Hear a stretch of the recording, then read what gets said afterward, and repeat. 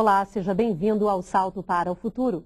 Hoje, no segundo programa da série Gestão Democrática da Educação, vamos discutir os conselhos e os planos municipais de educação. Para este encontro, convidamos o consultor legislativo do Senado Federal, João Monlevade, a professora da Universidade do Estado do Rio de Janeiro, Eveline Algebaile, e a consultora do Unicef em Salvador, Maria de Salete Silva. Contamos ainda com a sua participação. Mande já a sua mensagem. Você pode participar do Salto ao vivo pelo telefone 0800 21 6689. Via internet, salto@tvebrasil.com.br ou ainda pelo fax. Disque o código da operadora, o DDD 21 e o número 2232-3271. Nosso fax e e-mail estão 24 horas à sua disposição. Você também pode entrar em contato conosco pela caixa postal 50050 CEP 20062-970. Envie suas perguntas, relate suas experiências. Participe! Bom, primeiro eu quero agradecer a presença de vocês no programa de hoje. Começar pelo professor João Monlevade, que atuou na rede pública como professor da educação básica em Mato Grosso, foi diretor eleito nas escolas de Nova Marilândia e Arenápolis, não é isso? Foi professor da Universidade Federal do Mato Grosso, diretor do Sintep e também da CNTE. O senhor tem livros publicados, né? Destaca-se o texto sobre a democracia escolar, quem manda na educação do Brasil, e atualmente o senhor é consultor legislativo no Senado Federal na área de educação. Gostaria de começar então pedindo ao senhor que falasse um pouco dessa articulação entre Conselho Municipal de Educação e Plano Municipal de Educação. Como se dá essa articulação? Boa noite, Bárbara. Boa noite, colegas. Boa noite todos os participantes do Salto do Futuro.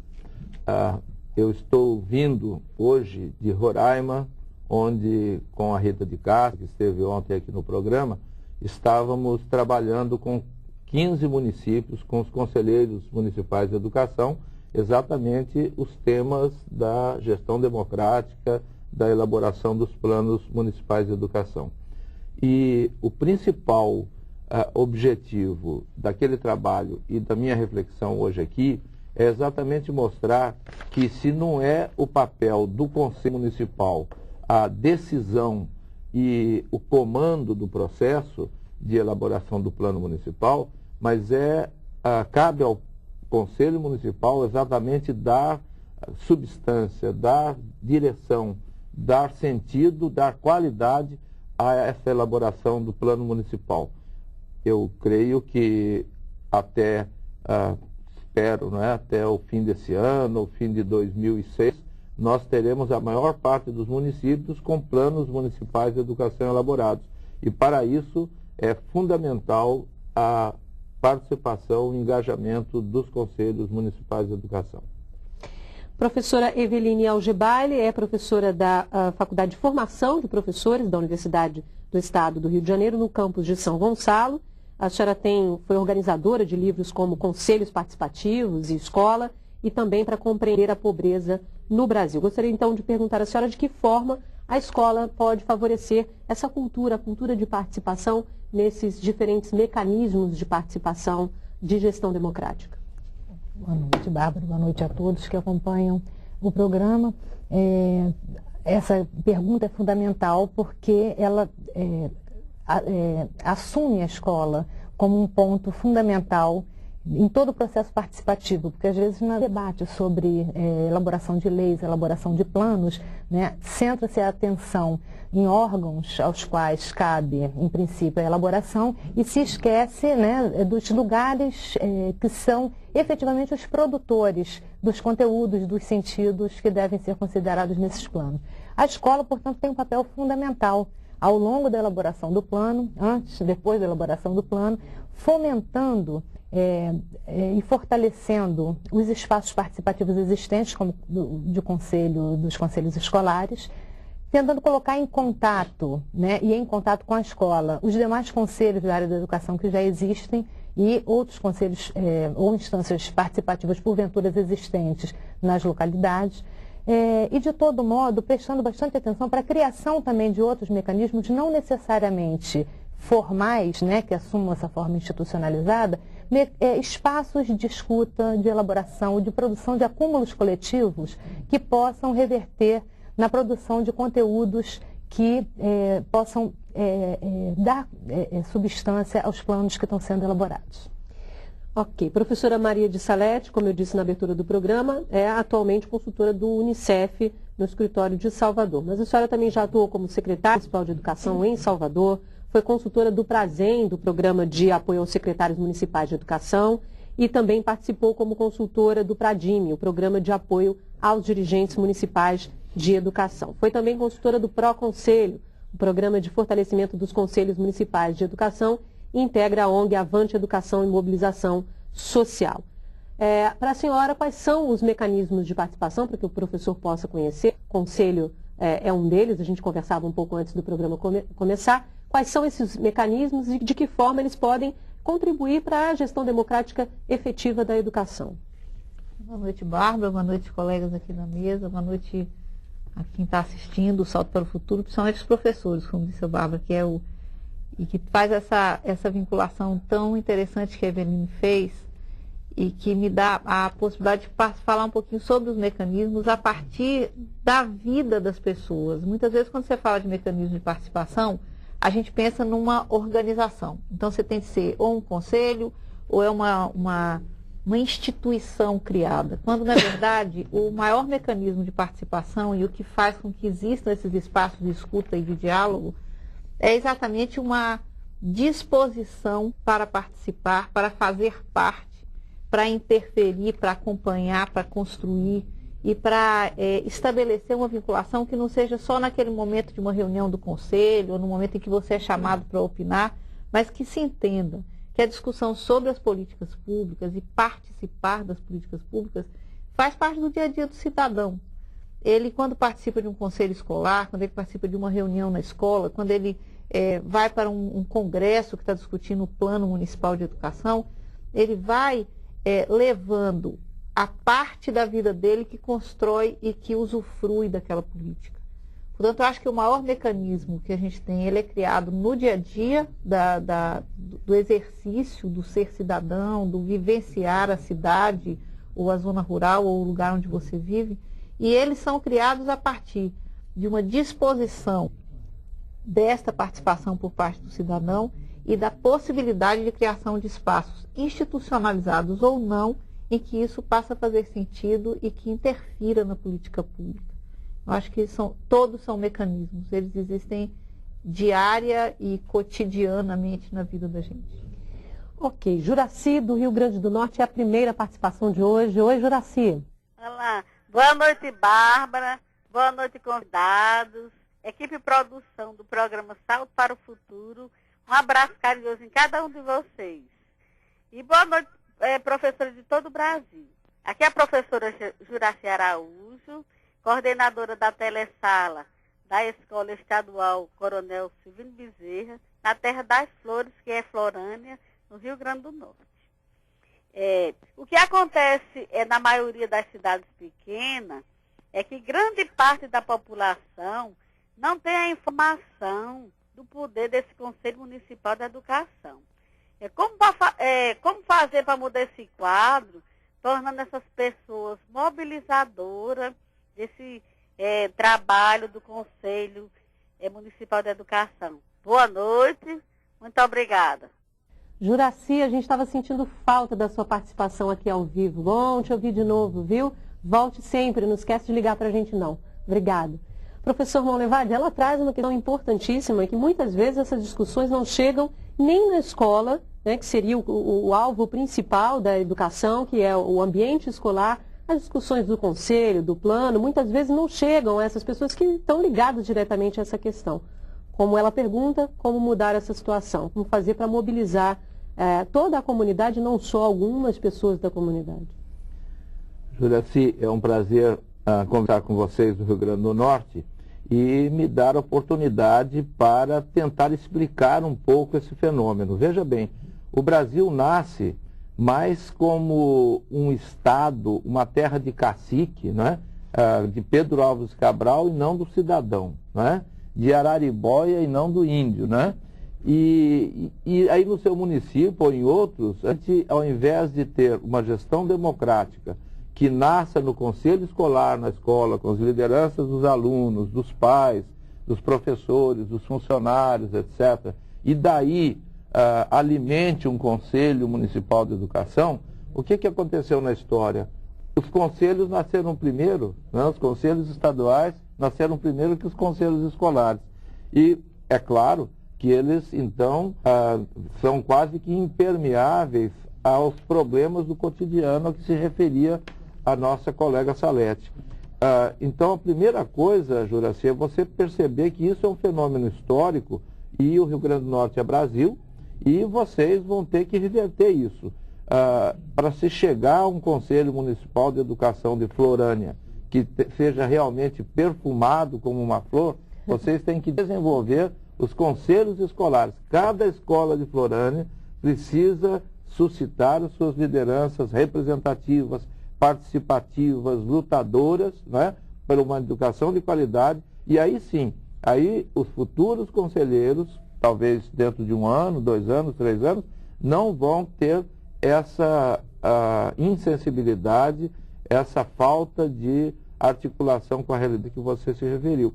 Você foi perfeita no diagnóstico, agora é preciso ser muito eficiente na sua ação. Ok, Ivoneide de Goiás. Olá, Ivoneide. Boa noite. Eu sou Ivoneide Teleposto, Cora Coralina, da cidade de Goiás. E a nossa pergunta foi feita para a Aparecida e eu. Nós vimos no texto sobre o PME. Visa a transferência para os municípios do processo educacional. Será que todos os nossos municípios têm a possibilidade econômica de garantir esse processo? E os que não possuem, quais são as ajudas que esses vão receber? Boa noite e muito obrigada. Muito obrigada, Ivoneide, pela sua participação no programa de hoje. Professora Salete, ela traz essa questão, é uma questão importante no meio de uma discussão que o país está passando, que é a criação do Fundeb, né? Uma nova forma de distribuição desses recursos para a educação. Como é que a senhora vê a questão, então, que traz a Ivoneide? Ivoneide Aparecida, né, que é a outra autora da pergunta. Essa é uma preocupação que, vamos dizer assim, ela acompanha a discussão da educação no Brasil desde o momento em que se entendeu o município como ente federado, ou seja, que ele passa a assumir responsabilidades que a gente não estava acostumado a ver o município ter. Então você fala assim, será que o município vai dar conta? O meu município é tão pequenininho, não tem técnico. Mas a crença, eu sou uma pessoa que acredito muito que política pública, quanto mais próxima ela estiver de onde a pessoa mora, de onde ela vive, de onde ela sente, de onde ela tem os problemas, mais possível ela maior a possibilidade dela atender aquelas necessidades, e as necessidades não só necessidades imediatas, mas as necessidades de futuro da comunidade, né? Você não pode trabalhar políticas como a gente trabalhava, conhecia, não foi do meu tempo, mas houve um tempo no Brasil, por exemplo, que até a merenda escolar era comprada em Brasília e mandada, quer dizer, era uma coisa enlouquecida. Você não pode ter uma gestão próxima se você não tiver a política ali colada com o cidadão, que é aquilo que a gente está falando, da importância dele participar. O Fundeb, por exemplo, é um dos mecanismos de redistribuição de recursos. Mas mais do que recursos, é preciso que a sociedade brasileira passe a assumir a sua responsabilidade local sobre essas políticas. Não ficar achando que a solução vai vir adiante. Ela vai vir na medida em que o cidadão se mobiliza, entende, compreende, interfere, participa das discussões e até entende que recursos precisa e aonde eles devem ser aplicados. Tem muito a ver com o que dizia o professor Levade, que na nossa cultura do cacique, de que alguém vai fazer por nós, a gente durante muito tempo delegou a alguém, um ser que a gente imaginava dotado de alguns poderes para fazer essas coisas pela sociedade. Hoje a questão é completamente inversa, né? A sociedade tomar à frente o que é de... Com toda uma história de autoritarismo e mesmo de autocracia na educação. E a minha última mensagem é a seguinte, que o Plano Municipal de Educação não é um plano somente da rede municipal de educação. É um plano da educação do município como um todo. é o município que se educa. Então, isso significa os meios de comunicação, isso significa o avanço científico do município, isso significa toda a comunidade que tem um projeto de desenvolvimento sustentável e onde a educação vai ter um papel fundamental e onde o Conselho Municipal de Educação vai ser aquele órgão de sensibilidade, de participação, de representatividade e de democracia. Eu acho que nós exercitamos isso aqui hoje. A gente ainda tem um pouquinho de tempo, professor. Falamos um pouco da Arte Conselho e Plano e acho que a gente podia também falar um pouco, brevemente, entre a articulação de plano e secretarias, né? Qual é, então, se essa articulação se dá e tem que se dar, de que forma ela é? Exatamente. A gente hoje aqui centrou no papel do Conselho. Agora, a Secretaria Municipal de Educação é a responsável pela tomada de decisão e pela coordenação do processo. E a Secretaria Municipal vai agregar a Secretaria Estadual, que também tem ações naquele município, e até o próprio Ministério da Educação. As ações do Ministério da Educação, quando um município tem plano, elas se comunitarizam, se democratizam, se internalizam, né, se incorporam na luta e na construção de uma qualidade de educação diferente, completamente diferente daquela merenda que vinha, aquela sardinha, aquele macarrão que vinham atrapalhar, né, a vida da escola, deixar os alunos ali completamente inadequados. Hoje não. No momento em que a gente tem uma construção de um plano municipal, todos os atores do executivo, do legislativo e até mesmo do judiciário serão integrados nesse mesmo processo. Era macarrão com salsicha, professor. Aí é pior ainda. Né? Obrigada.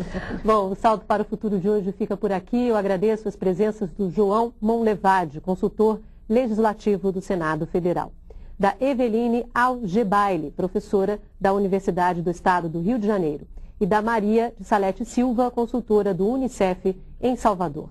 No programa de amanhã, nossos convidados vão falar sobre os desafios da gestão democrática da educação. Até lá.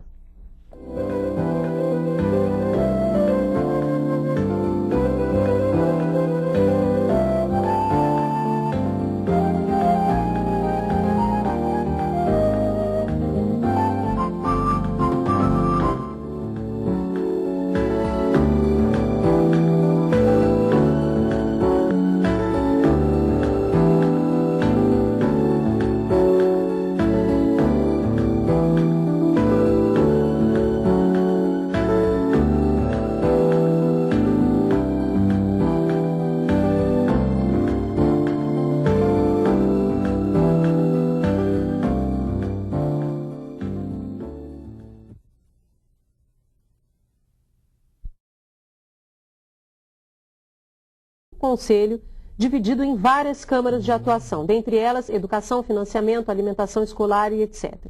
No âmbito municipal, considerando que municípios de pequeno porte se queixam muito de que há uma proliferação de conselhos e nestes participam, em geral, os mesmos integrantes. Seria interessante, então, para os municípios criar um conselhão?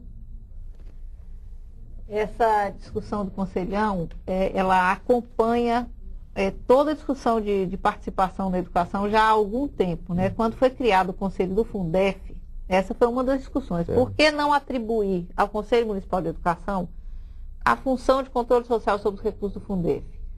Verificou-se que não vou falar aqui as razões, chegou-se à conclusão que devia ter o Fundef. Depois você tem um Conselho de Alimentação Escolar. Isso só na educação. Você tem o Municipal de Educação, o do Fundef, o da Alimentação Escolar. E vamos dizer assim, numa área limítrofe, você tem direito da criança, que tem uma atuação muito próxima e com a questão da garantia de direitos. Você tem os conselhos tutelares, aí você tem os conselhos da Bolsa Família, você tem a comissão do PET. E quando você chega num município muito pequeno, e os municípios no Brasil, a maioria imensa é de porte médio para pequeno, para ser bem generoso, né? Você tem, às vezes, conselheiros, eu já conheci pessoas que fazem parte de 6 conselhos. Então, eu acho que essa discussão, ela cabe, não como restrição, mas discutir o papel do conselho tirar um pouco, assim, inverter um pouco. Qual é a melhor forma de promover a participação da sociedade na política pública. Se num determinado local a melhor forma for uma unificação desses conselhos, mesmo que não seja na lei, porque é impossível hoje você tirar, mas se você promover, por exemplo, em determinados períodos, de 2 em 2 meses, de 3 em 3 meses, uma reunião de todos os conselhos, em que se discuta como é que eles estão interferindo, como é que eles estão entendendo, para que se possa discutir a participação, não a partir da institucionalidade, como você falou, a partir do mecanismo real de incentivo à participação. Que os conselhos municipais de educação se reúnam com os conselhos escolares, que o Conselho da Alimentação Escolar se reúna com os conselhos escolares, ou seja, você criar espaços de articulação que podem levar a um conselhão, ou levar a estruturas ou possibilidade de articulação que articulem as políticas e não as pessoas. Tá certo. A participação da Dione, de Santa Catarina. Oi, Dione. Boa noite. Nós somos da Gerência Regional da Educação, Ciência e Tecnologia de Blumenau, Santa Catarina, consultora educacional de Miranda dos Santos. Perguntamos: como podemos diferenciar um plano de Estado de um plano de governo, sendo que as gestões ainda não incutiram a cultura da educação democrática? Obrigada.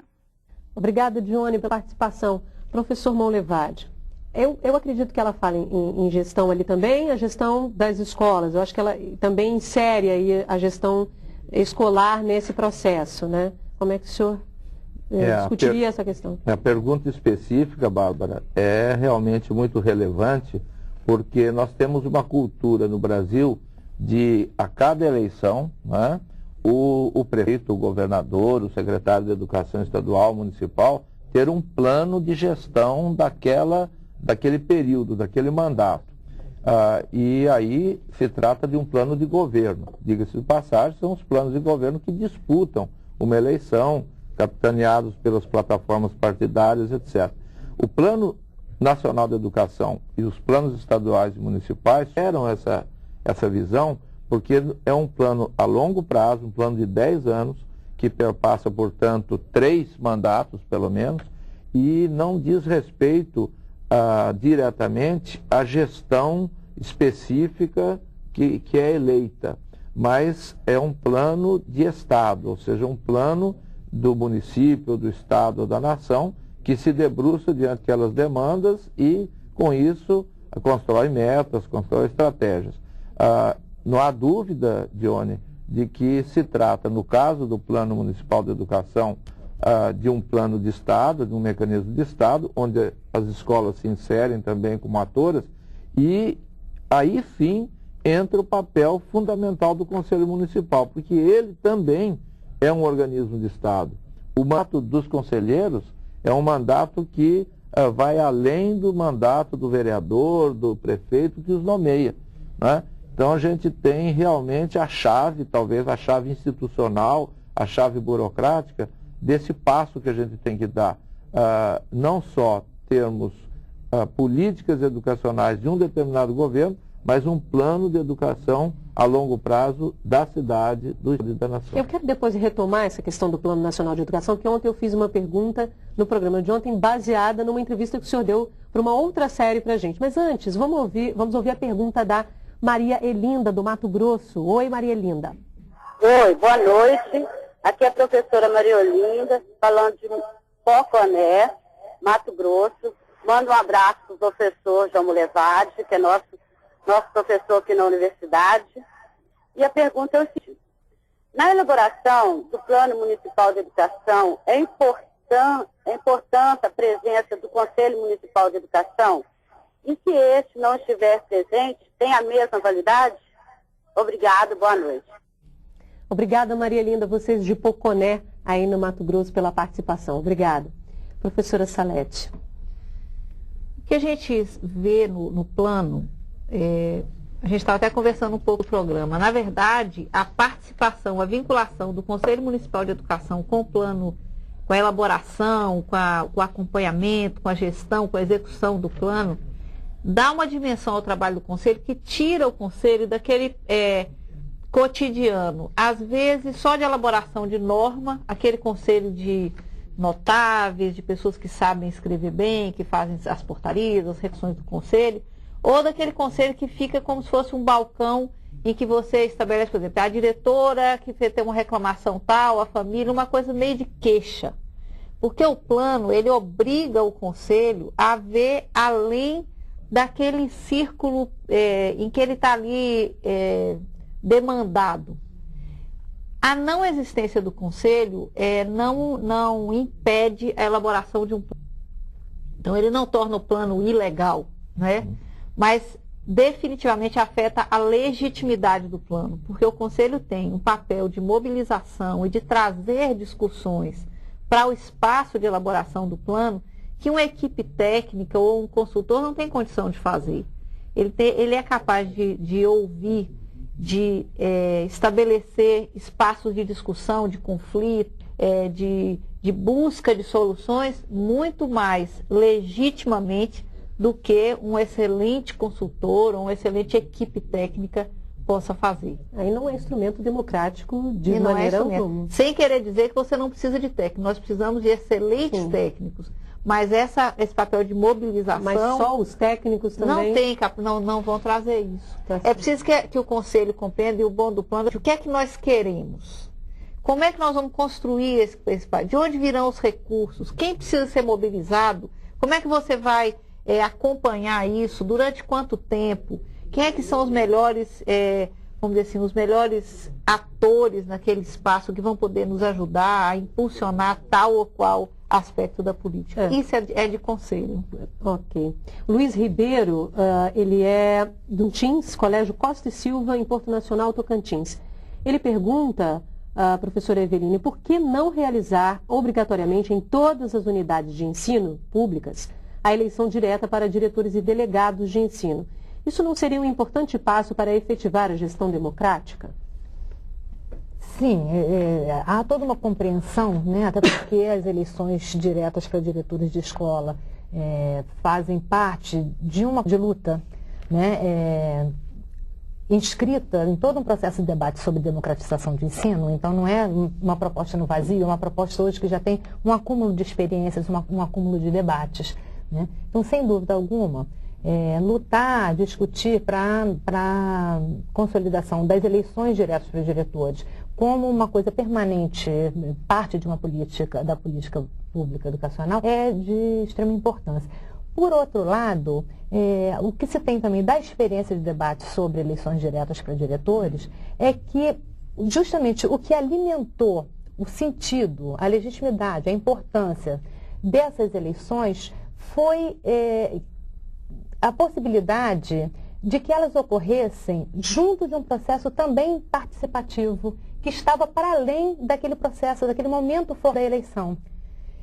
Então eu não vejo, de certa forma, como a institucionalização da eleição direta como uma norma, sendo ela sozinha um mecanismo que possa provocar todo um processo que vai dar sentido e vai dar efetividade, né, ao que é ter um diretor eleito, ao que é ter um processo construído de eleição direta, de escolha, né, não só diretor de escola, mas às vezes de uma série de outros cargos. Então acho que tem todo um debate amplo a se fazer. Eu acho que é importante que esse debate não se centre apenas na normatização da eleição, do estabelecimento da eleição como uma norma que por si só provoque a democratização. Eu entendo até a pergunta dele, porque se estamos numa sociedade que elege, né, seus nantes diretamente, embora alguns não correspondam, isso é uma outra discussão, mas há uma participação, o momento mais democrático para um cidadão é quando ele vai lá e pode votar em quem ele escolheu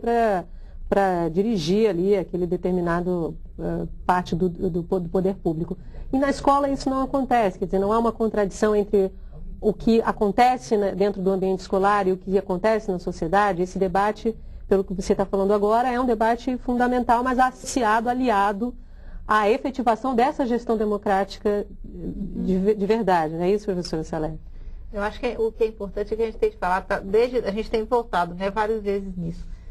O fato de ter eleições não garante gestão democrática. A norma não garante a democracia. Se ela é resultado de um processo de de participação e de comício de participação, ela passa a ser uma norma que impulsiona. Mas ela, por si, não é capaz de... Porque você tem outros mecanismos que precisam ser feitos, né? Que precisam ser articulados, de acompanhamento, de crítica, de fiscalização, de controle social, que são um procedimento, vamos dizer assim, é um dia a dia de participação. E não naquele dia, eu fui lá, elegi o diretor, está garantida a gestão democrática da escola. Não está. Que é um processo agora que está se exigindo da sociedade, que é essa discussão que a gente está tendo aqui. É no dia a dia. Tá certo. Bom, depois do intervalo, vamos conhecer a atuação do Conselho Municipal de Porto Alegre. Salto para o Futuro volta em instantes.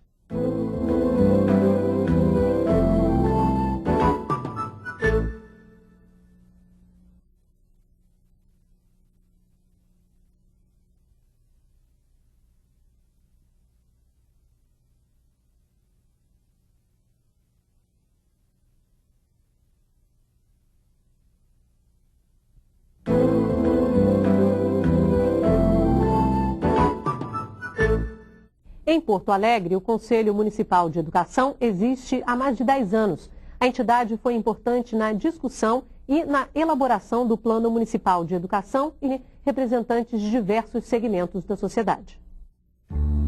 Uma reunião plena de representatividade. No Conselho Municipal de Educação de Porto Alegre, todos têm espaço garantido. Eu represento segmentos de professores através de uma entidade, que é a Associação dos Trabalhadores em Educação do município de Porto Alegre. Eu fui eleita por esses segmentos para cumprir um mandato aqui no Conselho. Eu represento aqui o segmento aluno pela entidade Almespa, que é a União Metropolitana de Porto Alegre. Eleito também é a Assembleia. Meu nome é Silvana, eu represento o segmento de pais, através da Associação de Círculos de Pais e Mestres. E fui indicada agora para o mandato. Eu sou Iracema, represento os funcionários da Secretaria Municipal de Educação e essa representação junto à Associação dos Trabalhadores de Educação do município de Porto Alegre, pelo qual eu fui eleita para o Conselho Municipal de Educação com 84% dos votos, todo o meu segundo mandato. Pertencer a um grupo que contribui para traçar os rumos da educação na cidade. Assim pode ser traduzido o sorriso de Iracema, um sentimento compartilhado por muitos que fazem parte deste grupo. O que mais me impressionou quando eu comecei a participar do Conselho como conselheira foi justamente essa possibilidade da sociedade se inserir, poder participar tanto do Conselho e principalmente do Plano Municipal de Educação. O Conselho Municipal de Educação de Porto Alegre, ele é um órgão de representação e participação social, porque majoritariamente nós temos a nossa composição dos 15 conselheiros, 12 representantes da sociedade civil. Criado em 1991, o Conselho Municipal de Educação de Porto Alegre foi fundamental na elaboração do Plano Municipal de Educação. Atualmente, o plano tramita na Câmara dos Vereadores, uma lei que, quando entrar em vigor, terá sido